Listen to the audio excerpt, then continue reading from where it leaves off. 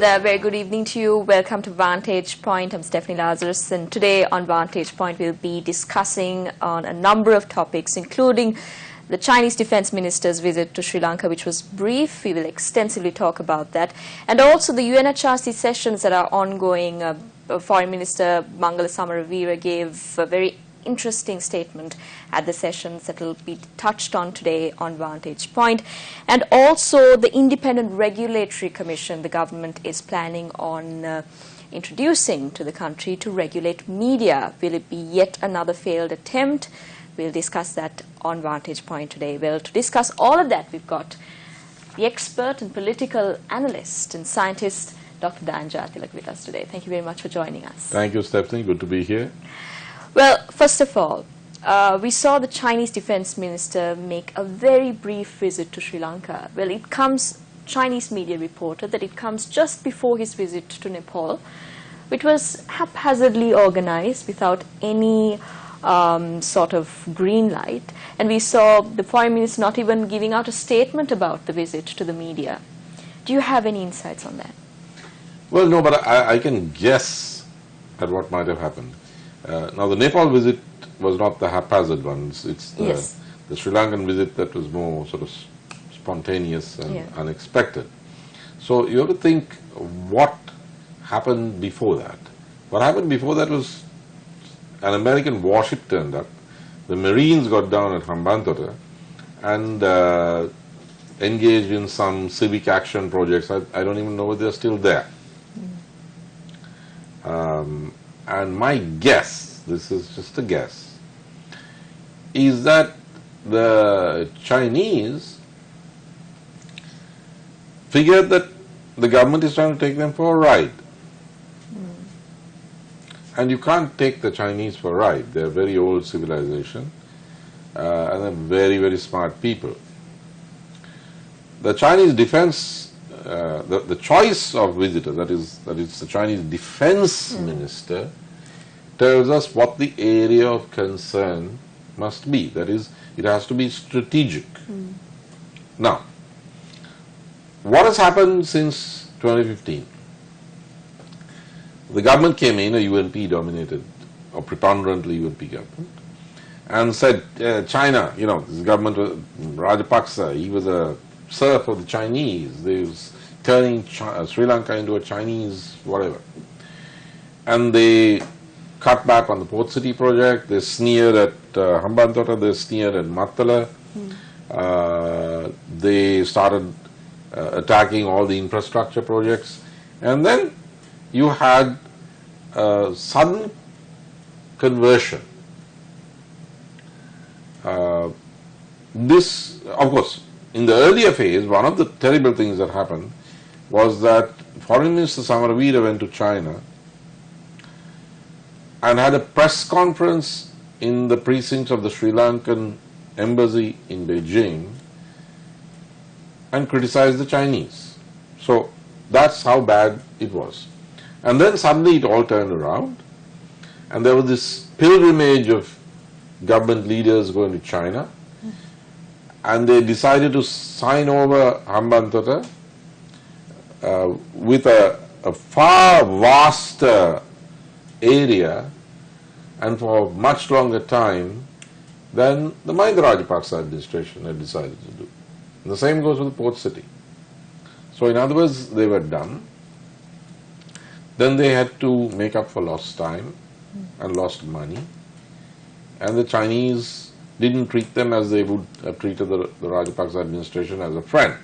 So then the government got into trouble again because the pendulum swung wildly in the opposite direction, and you found the opposition protesting, and Vasudevan Anakar, a left winger, actually going to courts over the terms and conditionalities of the Hambantota giveaway.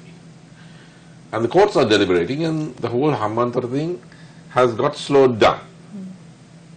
Now, that was stage 2. Then you've got stage 3, where it looks like the UNP is telling the Chinese, hey, give us the $1 billion, we need the money, we are willing to give you Hambantota.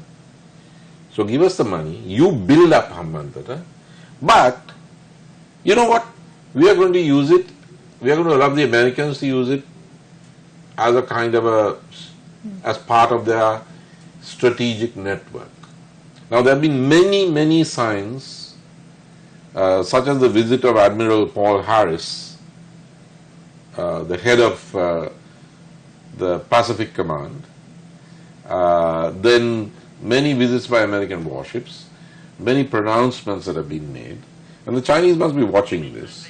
And it looks like this government is trying to integrate Sri Lanka into the American and the Indian, but more the American strategic plans for the Asia-Pacific area and particularly the Indian Ocean. Well, Doctor, what's your view, what's your take on opening our doors to different countries and making it a breeding ground for countries to actually make known their business to the world? Now, see, we saw Libya doing the same, and then later we found out the Libya becoming almost a failing state, and also Qatar was really strategic about its measures of how it opened up its country to another country. But is Sri Lanka doing it strategically? No. You know, what we need is to understand that where we are gives us, in a way, opportunities, but also brings danger because we are so well positioned that everybody wants a piece of us. And this is why we had 450 years of colonial history in some parts of the island. You have to learn from your history.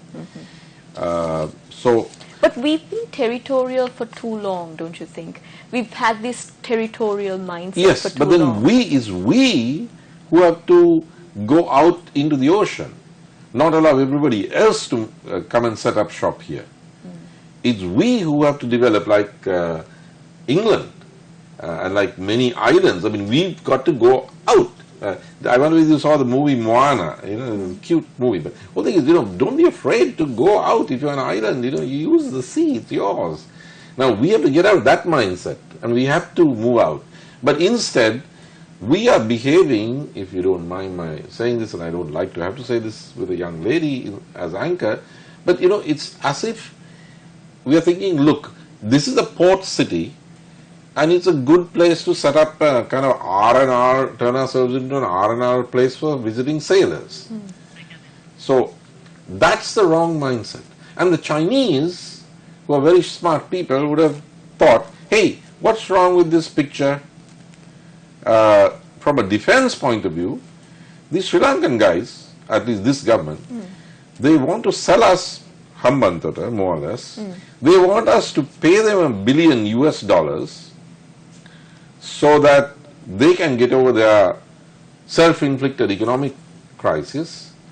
But they want the Hambantota port, they are trying to integrate Hambantota, Trincomalee and the whole of this island into the American defense plan, which is aimed against us. What kind of idiots do they think we are?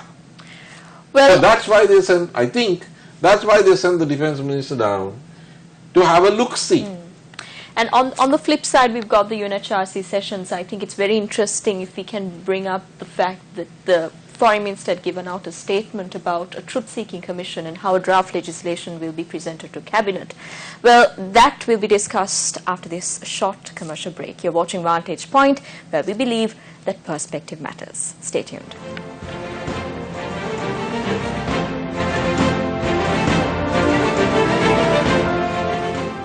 You're watching Vantage Point. Well, Doctor, right before the break, we spoke about the UNHRC sessions and how the Foreign Minister had spoken about a draft legislation on the Truth-Seeking Commission and how he had promised that in 2 months' time it will be put to Cabinet. Well, we see promises being given at the UNHRC sessions year in, year out, but then there's very little progress in the view of the Western countries.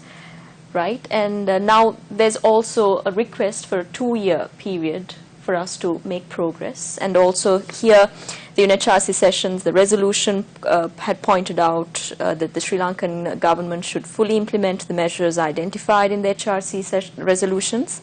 That is outstanding while extending the time limit. And also in this context, they've asked for a judicial mechanism for accountability in respect of violations of human rights and international humanitarian law, and the question of hybrid courts, which had emerged on the media every time. So I think it's important that we talk about the hybrid courts and the implications of a hybrid court, and how important is it if it's going to be established.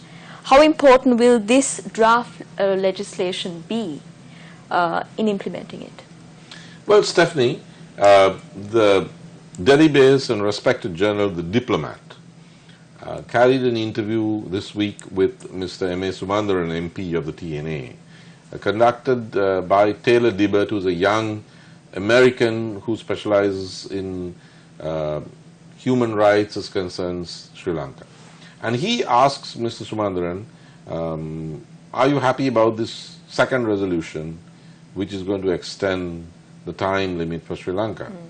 And Mr. Sumandaran said, yes, we have no problem with this. And then Taylor Dibbert says, but why? Because there are some in the diaspora and in the Northern Provincial Council who say that there shouldn't be time and given and so on. Why do you say the TNA is happy about this?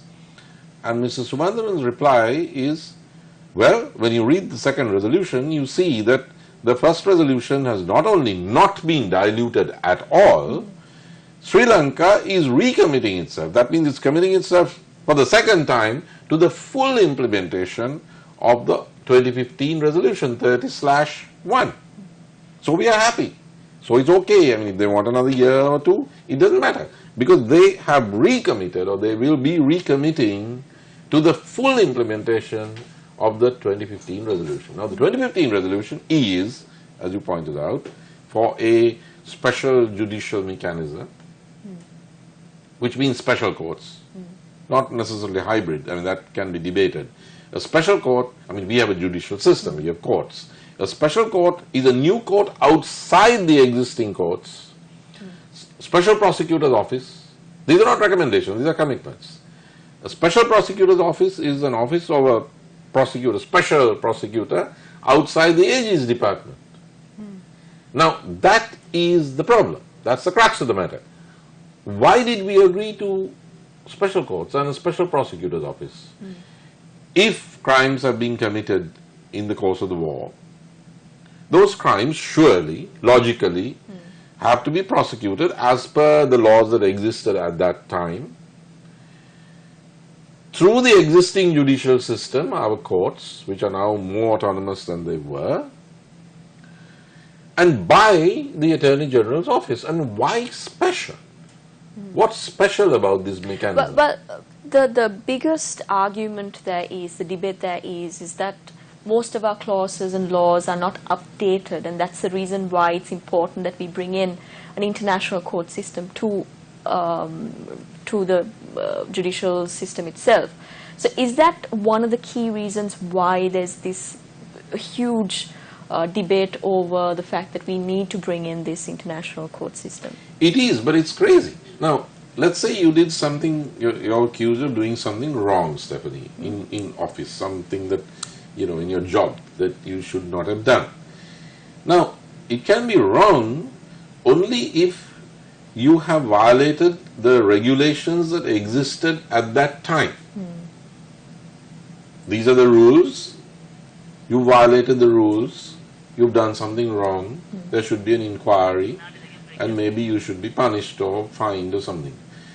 But if it wasn't part of the rules at that time, Stephanie, it's not wrong. I mean, how do you know that it's wrong if you don't know? I mean, if you've gone according to the rules, and you can't bring in new rules, that's known as retroactive legislation. You can't bring in new rules and say Stephanie did something wrong by violating rules that weren't there when she did it. But there are new rules according to which she did something wrong. How do you know it was wrong? If you knew that there would be these rules, you probably wouldn't have done it. So, yes, the argument is that. And that is why they're trying to bring the new constitution in before. Why do you think they want the year or the 2 years? They want it in order to bring the new constitution so that you can have these special courts and the new laws. There are also perks in this new constitutional. Constitutional reform means that minority will be included.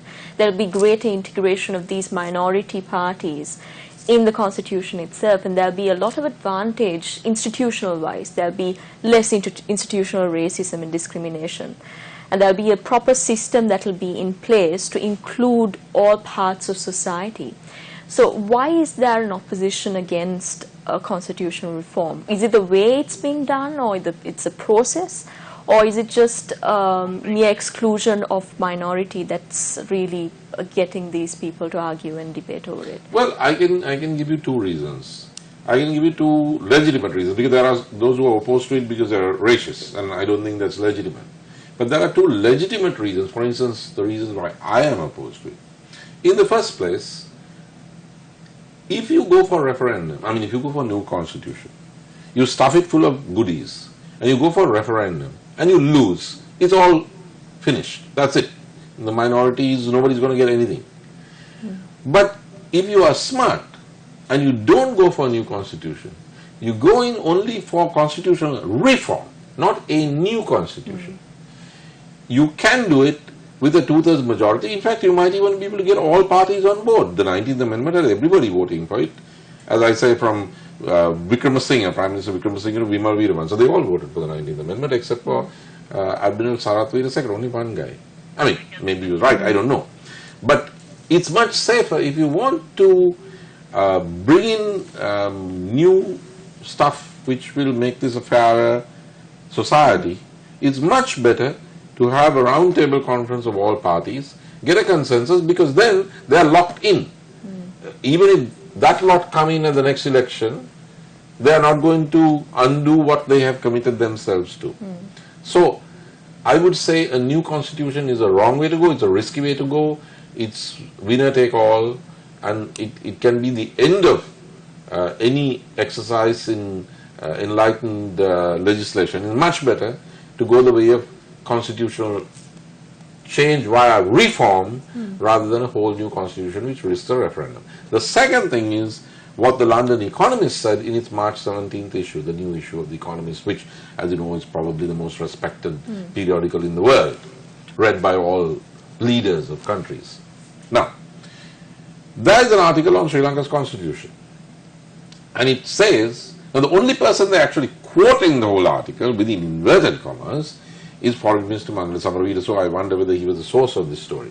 But anyway, they say that the government's plan, and it's all in one paragraph, is to bring a draft of the new constitution this year and go for a referendum towards the end of the year. And the content of the constitution will be based on the fact that you cannot have full federalism because the Sinhalese are opposed to it. Therefore, the Tamil demand for self-rule will be met by transferring all powers over land registration and the police to the Tamil-dominated provincial councils. And that the powers of the president will be further reduced, not abolished, further reduced and transferred to parliament. Now that is what is envisaged in this constitution. Now I think that that's going too far, and I also think that it's going to lose at a referendum. Well, we now know that it's not only a referendum the government is planning on bringing to and introducing, it's also the Independent Regulatory Commission to regulate media that the government is mulling over. My God. So we will extensively discuss about that after this short commercial break. Stay tuned.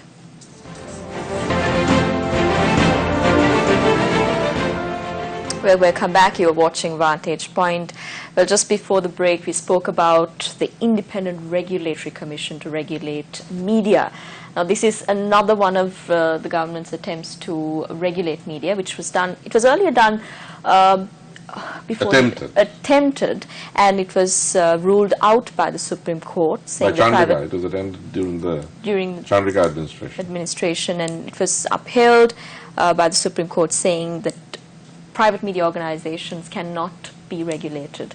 Will this also be yet another failed attempt by the government to really regulate and put that iron grip around media?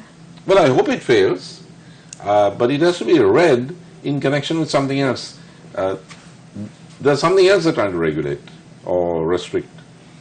There's an attempt to restrict demonstrations to once a week and certain designated spaces where you have to pay before you demonstrate.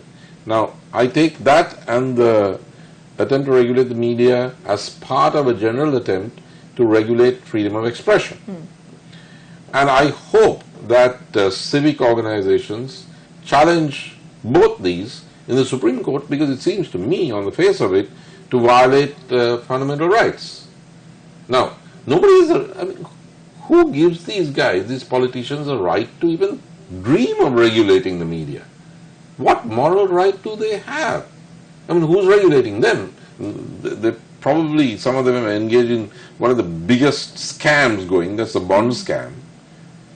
By all accounts, quite a few of them are crooks and thugs, and they want to regulate the media? I mean, let them regulate their own behavior first. It should be fought. And there is no right. If anybody wants to regulate the media, it has to be the media itself. Where should the government really draw that line? Should it be just guidelines to really take us forward, or should it be to just suppress media altogether? What has the government got to do with the media? You know, this is one of the few places where a government actually owns, where you actually have a ministry of mass media. That's crazy. Why do you need a ministry of mass media? How many countries have ministries of media? Or, information ministries? Let them count the number of countries that have it. I mean, it's meaningless. Okay, they want to keep that, let them keep it. But keep their hands off the media. Look, if any media organization is doing something wrong over time, it will lose credibility. It's a competitive marketplace. People will switch. They'll change channels. The market is self-regulating. And that's all you need. If you want some further guidelines, it should not be the government that has anything to do with it. They have no business in the media or with the media. Let them run their own state media and make it competitive. That's it. But if the media itself wants to set up a blue ribbon panel of respected persons who can set out some kind of charter, rather like the Sri Lanka Medical Council, which is the recognized authority and regulatory body. It's not a state thing. It's a professional body. What really that's triggered something this? else. What do you think really triggered the government to establish this? Any government, it starts looking at the media when it doesn't like what it sees in the mirror. Because when a government is doing something wrong, it's the media that is the watchdog. So that's like an indication that we are doing our job right. Yeah, you're doing something right. And then those guys look around and then they blame the media, shoot the messenger. So that should not be allowed. They have no right even to talk about regulation. I think the media should challenge these guys at press conferences and say, what gives you the right? You guys are probably crooks anyway. I mean, we'll have to see what the commission says. Well, we've got 3 minutes until the end of the program, but I think we should talk about the Brexit. The British Parliament has already given the go-ahead for the Prime Minister to trigger Article 50, but the process will eventually take only 2 years for them to move out of the EU completely. And also we saw Netherlands, Wilders